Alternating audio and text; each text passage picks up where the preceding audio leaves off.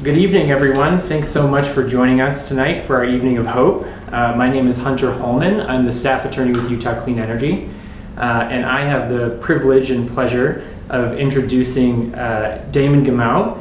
He's the star and director of a documentary, 2040. We're going to be doing a Q&A tonight, and before we get started, I think we're going to play a short clip from his film, 2040. My name is Damon, and this is my daughter, Velvet. Her major concern right now is the elusive art of sleep direction. But soon, she'll have to face a rapidly deteriorating environment. The ice sheet is now melting faster than the scientists predicted. I think there's room for a different story, a story that focuses on the solutions to some of these problems. So in 2040, what will the world look like for our daughter if we just embrace the best that already exists? Instead of having governments that are reacting to disaster, we need governments and businesses that actually take us off in a different direction. Maybe it's farming, or it can be energy, it can be housing, or empowering girls. I'd like to see deforestation being stopped. Oh, that would be so cool. That'd be awesome. Just be respectful to Earth. Imagine Velvet. We adopted regenerative practices like phrases, pulling the carbon into the soil and making it healthier. That's right, yeah. And we embrace efficient local energy. Bangladesh has 5 million solar home systems. They have that power in their own hands. This is bringing people together. But here I am sitting on an aeroplane that is spewing out carbon. You can't help but be a hypocrite because our entire system is built on fossil fuels. What were you guys thinking? Well, sometimes we weren't.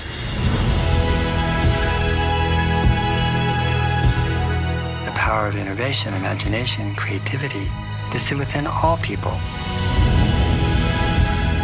People want to be working on something that they can see is actually helping to regenerate the world. Everywhere you look, you will see incredible reasons for hope. You could feed 10 billion people with the protein from marine permaculture alone. Wow. Not only are there so many people who want to take part in telling a new story, we have everything we need right now to make it happen. What's your 2040?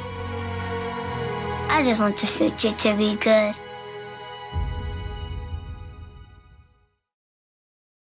So before I introduce Damon, I just want to say how excited I am to have this opportunity to speak with him about this film and about these issues.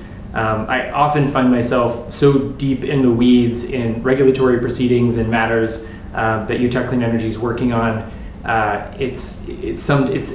Watching this film was such a wonderful opportunity to kind of step back and see the forest through the trees again and be reminded of all the wonderful opportunities that we have as a society at our fingertips today to solve some of these pressing issues. So I'm very excited to have this opportunity. Damon, thanks so much for joining us and welcome. Yeah, lovely to be here. Thanks for having me. Cheers. Well, why don't we dive right into it? So the first couple questions I have are focused on the reasons why you decided to make this film, 2040, and the method that you use to communicate the messages. So the first question I have is kind of directed at your comment that you felt like an overwhelmed parent when you would read articles about climate change and predictions of the future. It's very doom and gloom, very negative. And I think a lot of us can really relate to that feeling of being overwhelmed. So could you just talk a little bit about why you decided to make this film? Yeah, I mean, the catalyst was about 5 years ago. I was reading in our newspaper here in Australia about a recent bleaching event on the Great Barrier Reef. And about halfway through the article, I found myself turning the page of the paper and starting a new article.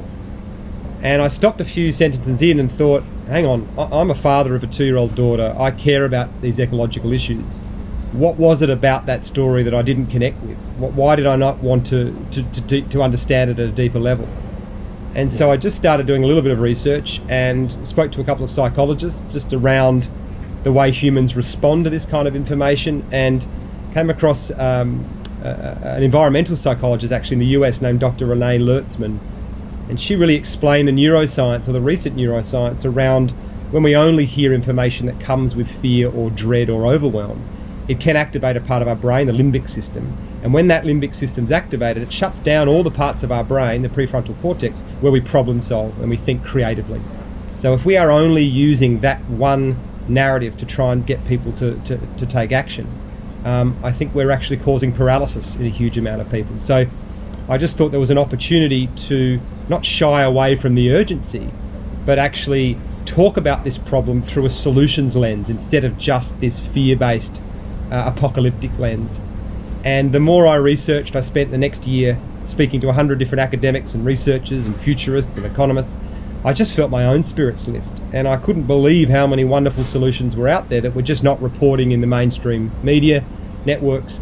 And these are the stories that we can use to inspire people and motivate them and bring them on to be a part of this incredible journey. So I just thought, there's an opportunity here to reframe this moment not as a story of depravity and sacrifice and all the things we have to give up, but actually tell a story about the opportunities that are available and the better world that we can create on the other side of this crisis by strengthening our communities again, having healthier food by getting that carbon into the soil, decentralising our energy systems so more people can own that energy. It just felt like an exciting story to tell.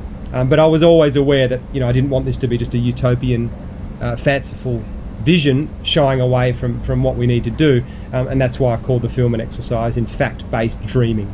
So I wasn't making anything up. It was just an extrapolation of everything we already have. So next, I wanted to show another clip really quickly, one of my favorite clips from the film. This is a group of children offering their own solutions to some of these issues.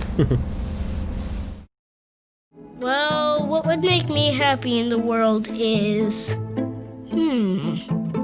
I think we should get this invention which sucks up all of the rubbish in the world and puts it in an intergalactic dimension. I framtiden skulle jag nog vilja att man typ skulle kunna plantera ett frö och sen växer det upp en köttbit som man slipper döda djur.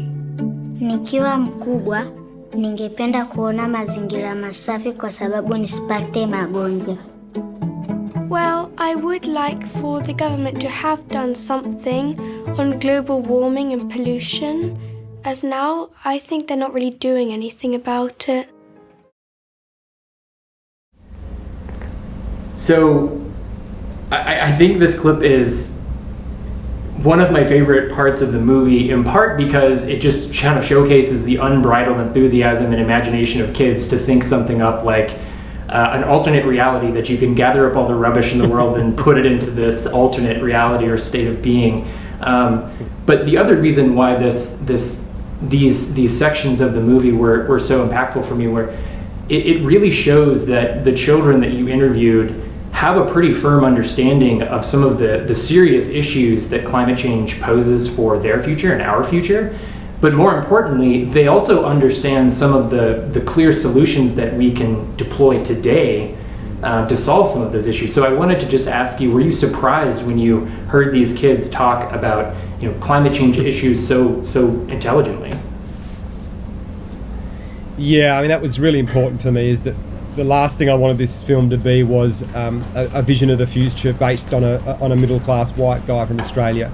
I really wanted to make sure that I consulted that generation that were going to be really in their prime in 2040 to see what kind of world they wanted. And then I really shaped the narrative after listening to those kids. And we interviewed 130 kids from Tanzania to Bangladesh to Stockholm to the Bronx to Melbourne in Australia.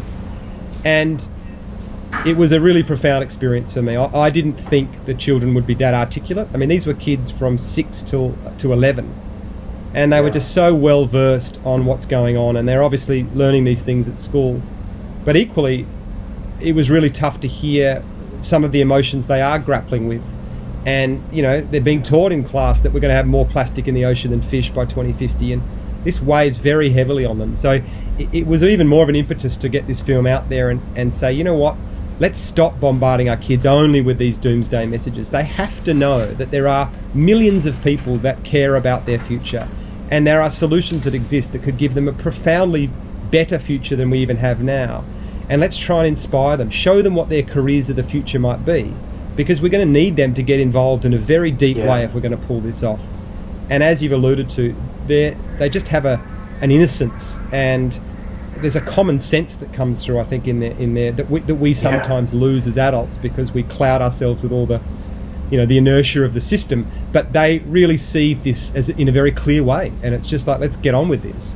And I just thought it was very important to include their voices, and it's been wonderful. I stay in touch with a lot of them, and they've been very moved by the film and the impact it's had around the world, and a lot of them are now passionate about this area and are sending us their own inventions or things they've done at school and what changes they've made at their school. So, I just think this is strong evidence that we've got to really be strategic with our storytelling and make sure we're inspiring these children.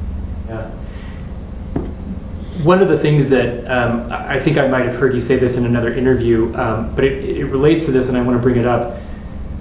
This idea that these solutions that you present in your film are solutions that we have today. We know about them and we can deploy them, but not a whole lot of people know about them.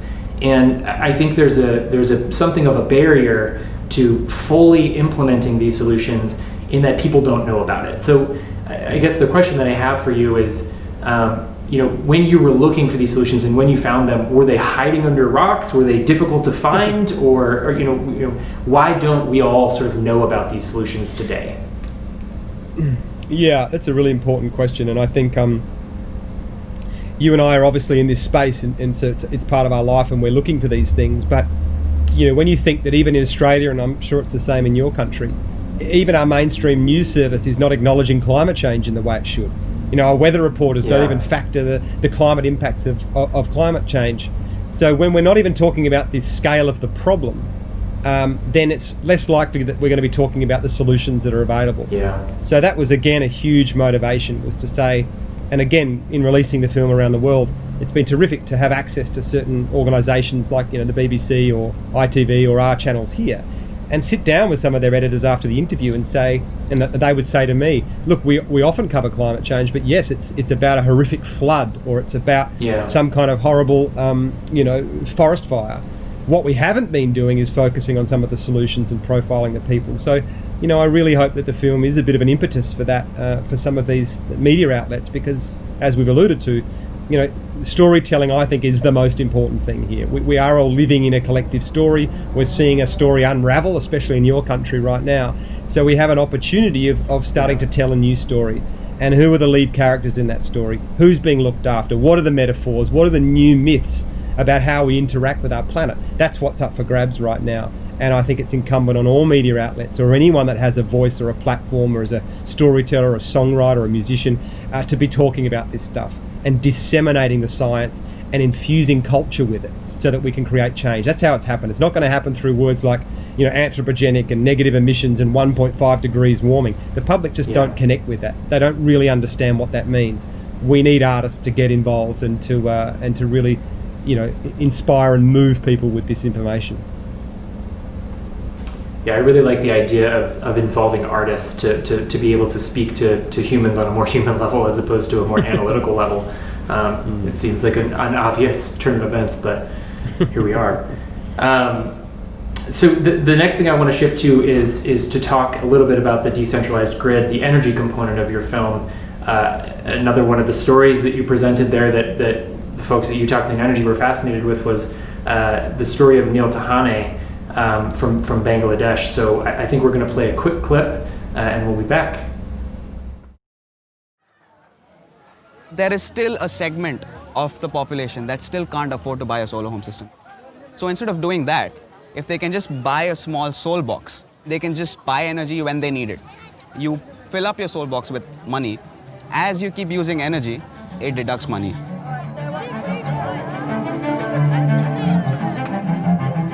What this means is that all the boxes can connect to each other to form a microgrid. It's like a water tank of community energy that people can give to or take from. The beauty is that this microgrid can then connect to the adjacent village's microgrid, and the network becomes stronger and stronger.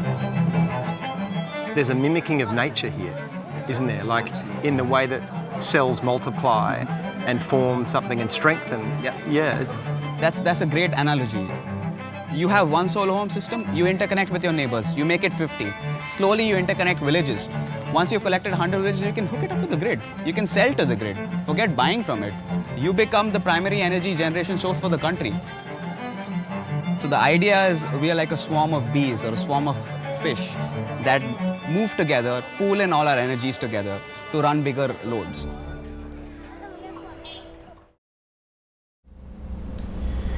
So encouraging rooftop solar and driving more energy storage is one of the key issues that Utah Clean Energy works on in Utah. Utah is a fantastic state for solar, and we're primed for the pairing of solar and storage in folks' homes. But implementing this kind of technology can be somewhat tricky in countries like the United States and I think Australia, correct me if I'm wrong. And so we're really looking to the rest of the world to kind of show us how successful and the types of benefits that people can derive from this kind of ground up decentralized grid. So I'm wondering, have you seen opportunities or examples from other countries or communities that have been able to move past some of the hurdles that exist in the United States and Australia and be able to implement this kind of technology? Yeah, I mean, I see this solution as such a metaphor for what needs to happen in a whole range of different sectors and even systemically, that we have a system design right now that is very hierarchical and top-down and really suits those people at the top. And the architecture of that system, is really suited to that setup. Whereas what this model does is really, like you said, take it from the ground up and decentralise the ownership and the sharing models. So the challenge there is that obviously we've built grid structures, especially in your country and my country, that are suited for those more centralised energy generation, like the big coal power stations. So it does take a huge effort and an engineering feat to alter our grid to be able to allow these types of microgrids in. But Australia is making some incredible headway here, even the last couple of years. So in 2010, we only had 100,000 solar systems on our rooftops in Australia. We're now at 2.5 million. And we're only a country of 24 million people. So the uptake has been extraordinary. And what that's done is just really pushed all sorts of innovation and creativity. So we're seeing community power batteries now where 10 or 12 houses will have their own storage, centralised storage system they can use and access. The grids are now being designed to utilise those kind of batteries. We're seeing a virtual power plant in South Australia of 60,000 homes that have rooftop batteries rooftop solar panels and batteries. And the grid is able to access those batteries in certain times to stabilise the grid and the energy demand, which is just wonderful. And we're even seeing some of our bushfire infected communities that happened obviously early this year. Some of those regional towns are not rejoining the main grid. They're actually choosing to set up their own decentralised networks. So there's a lot of discussion about that now, this idea of energy sovereignty. And thankfully, the regulations are starting to shift. It wasn't the case. It was illegal only 3 years ago. But I think people have just seen the benefits now. And, we're even talking about using electric vehicles as well as, and the batteries in them also to connect them to the grid so that when they're not in use, that the grid can access them as well. So this is an extraordinary revolution that we're living through. And I think Australia is, in many ways, even though we're not getting the leadership we need, we're much like your country. We have a government that doesn't really understand climate change or think it's happening, but the business sector is just running with this and the states are running with this and things are moving incredibly quickly. That's fantastic. Yeah, I had no idea that Australia had made so many strides in this area. Is there a particular tipping point or certain event that you could point to that kind of galvanized this shift, or did it just sort of happen overnight? Not overnight, but just sort of organically? Well, I think the advantage we have here is that we just have an extraordinary amount of sun, like more than any other country. So I think the language is people are starting to see that that's our great economic advantage. And even though our government is still investing in more gas and we've still been talking about building more coal, the business sector is saying, well, no, Australia can actually lead this sort of lower carbon economy and actually get right out in front. And in fact, we've got a group of billionaires here that have just set up a project called the Sun Cable Project, which is a huge solar farm up in our Northern Territory, 23 million panels. And Singapore have already agreed they will run 20% of their energy from that solar. So we're going to be exporting solar via an undersea cable to Singapore. So if that works, that then opens up Indonesia and all these other markets for us in Southeast Asia that obviously are still running on coal. They're developing and they're going to need that solar. So I think, you know, the plan for Australia is to not just get to 100% renewables, but to get to 700% renewables, so we can use that excess energy, we can sell it, we can run our manufacturing, and we can actually really get out in front and be a bit of a superpower when it comes to renewables. Yeah, that sounds like a perfect example of the cascading benefits of climate solutions that you alluded to earlier. That's right, absolutely. So you just mentioned coal plants. Utah has a fair number of coal plants, and one of the issues that we're facing as a state is how to transition to clean energy without leaving behind the people in the communities that rely on coal mines and coal plants, and that have been powering our economy and our society for decades. You know, we don't want to leave them high and dry, but we do need to transition.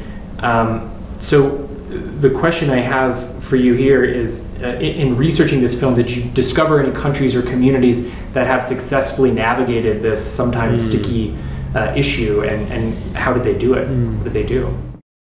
But what would be really great during this transition, Velvet, is if the people who work in the fossil fuel industry are given support and funding for retraining in new careers, paid for by redirecting some of the $10 million a minute governments currently spend subsidising fossil fuels.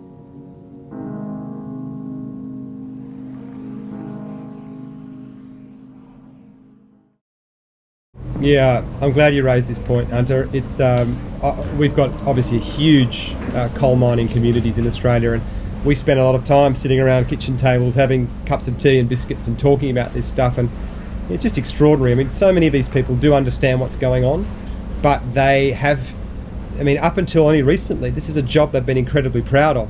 They're, you know, for generations, their family has worked in these areas, and they have powered economies. They have built countries, and that was something they were very proud of. And suddenly they're being told that they're destroying the planet, and people are coming in and totally dehumanizing the whole process. And it's little wonder that they're pushing back and reacting. So I think it's so important that we humanize this and actually transition in a very meaningful and careful way.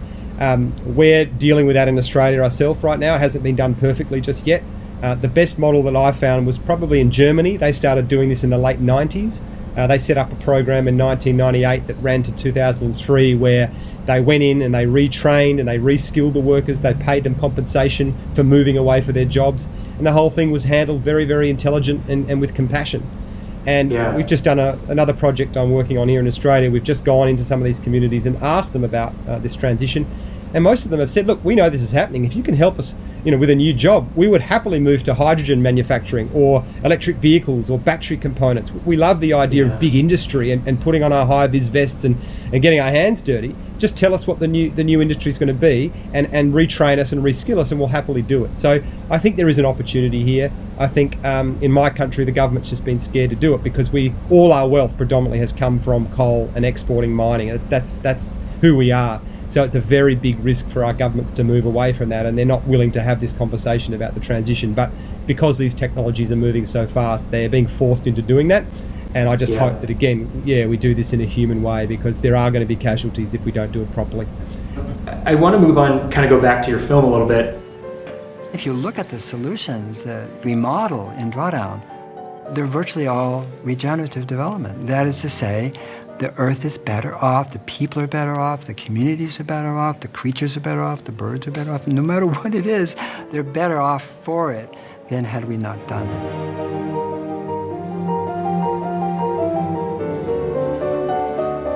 When you change agricultural practices related to food, you can do two things. One is you stop emitting carbon, CO2, but you're also sequestering. So you're flipping a whole sector.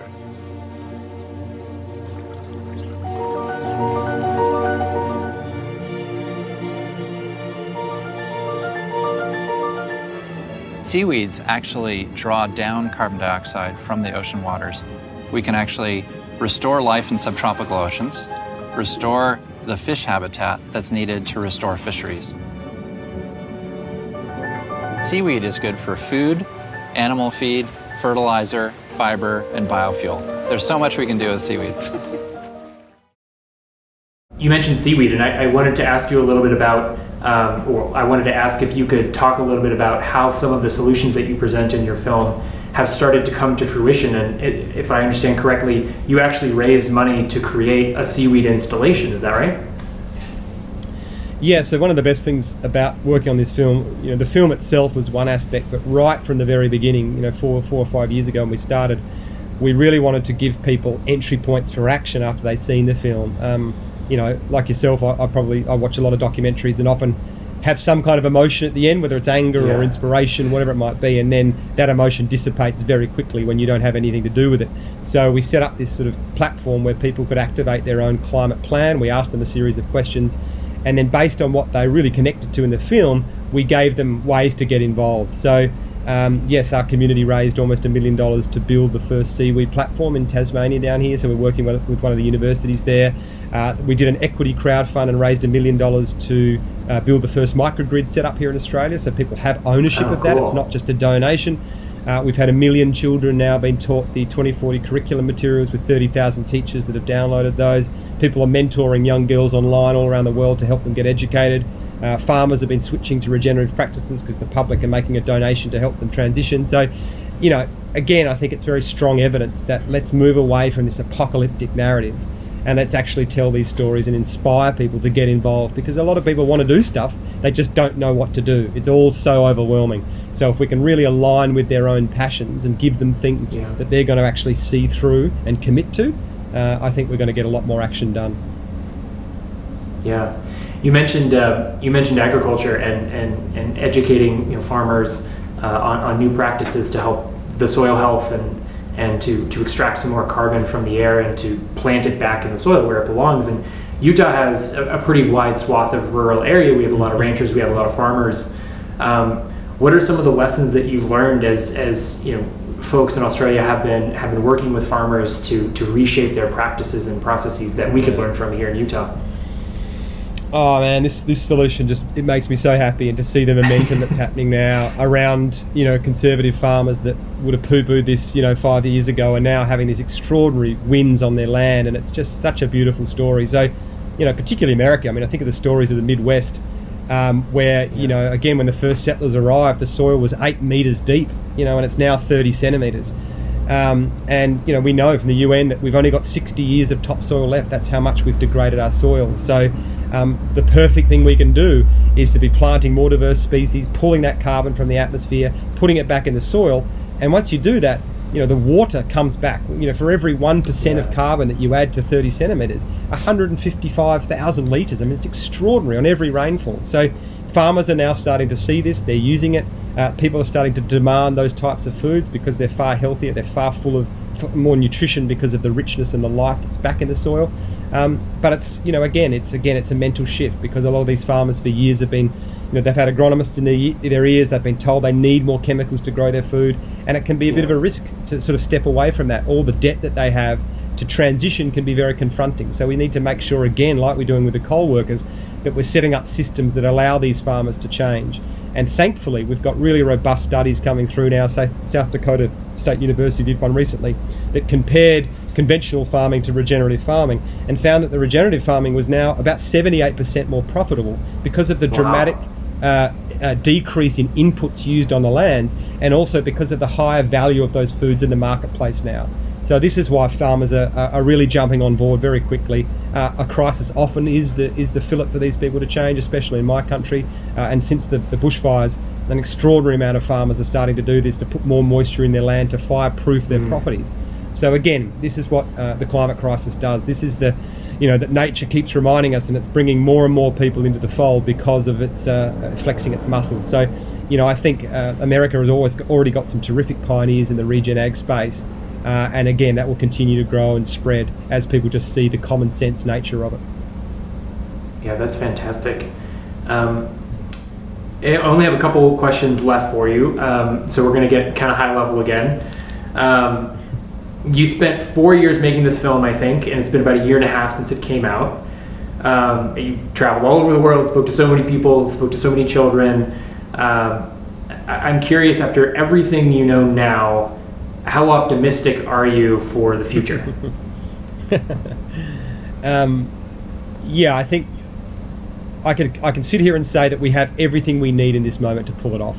We're not waiting for some miracle solution or some technology. And those things will come.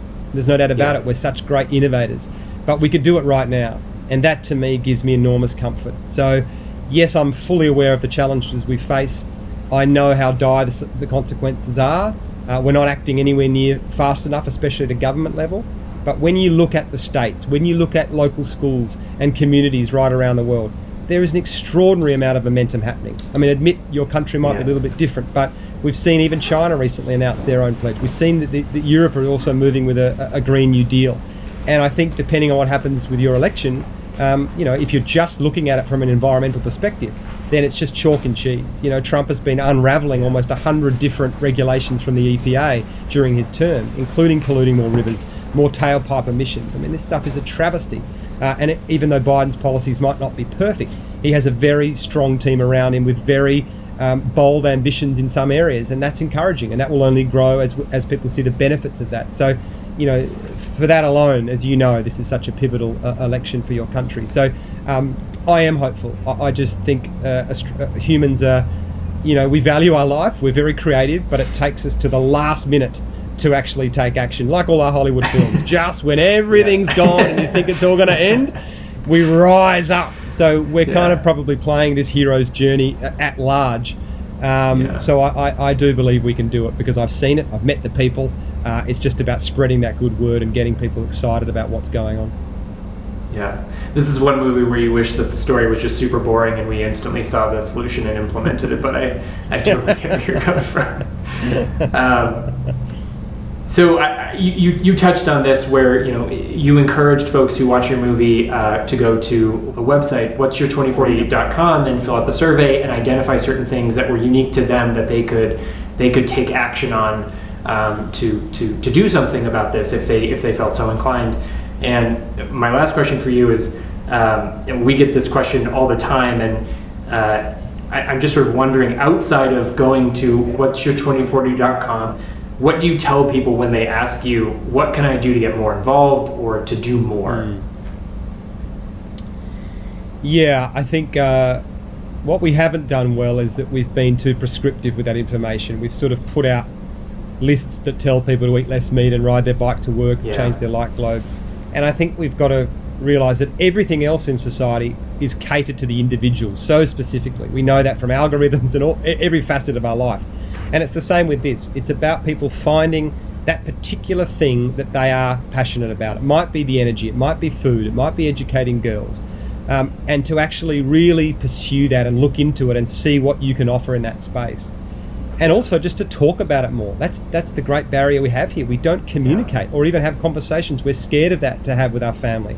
And again, that's why I made the film. How can we sort of come in from a different angle that isn't triggering and saying the word climate change, but is talking about soil health and its link to food? Is talking about, wow, imagine we could own our own energy in our community. You don't even need to say the words climate change there. But these things will have an impact on climate change. So I would just encourage anyone to find your passion and to use your words and to understand even that everything you share online now is a collective hive mind that we're creating. It's an information commons. And what are you putting into that commons? Is it fear-based? Is it negative? Or is it actually starting to share hopeful solutions and better stories about what we can achieve as a human race? That's the responsibility we all have, and we should be using that power. Yeah. Well, that's fantastic. Thanks so much for taking the time to have this conversation with me and answer these questions, Damon. Your film was absolutely inspiring to me. It was a wonderful refresher and pulled me back to a position of hopefulness, I guess, in a year that's been pretty crazy. COVID, a wild election, misinformation everywhere. Utah had an earthquake. I'm not sure why you would know about that, but it's been a wild year. And it really did help me kind of recalibrate my perspective and set me back on the right path. So thank you very much for taking the time, and thank you for making the film. My pleasure, Hunter. Thanks for having me, and all the best. Cheers.